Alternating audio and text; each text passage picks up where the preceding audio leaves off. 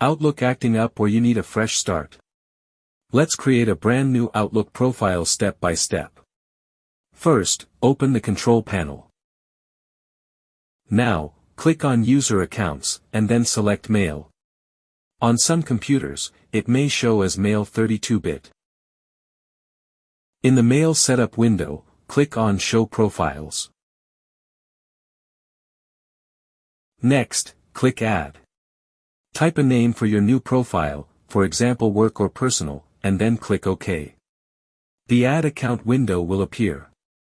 Here, enter your name, your email address, and your password. Then click Next. Outlook will connect to your account and set it up. Once you see Account Setup is complete, click Finish.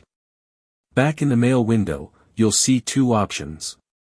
You can choose Always use this profile to make it the default, or select Prompt for a profile to be used if you want Outlook to ask you every time it starts. Make your choice, then click Apply and OK. Now, open Outlook. The first time you use a new profile, it may take a few minutes to synchronize your emails, contacts, and calendar. That's completely normal. And that's it, your new Outlook profile is ready to use.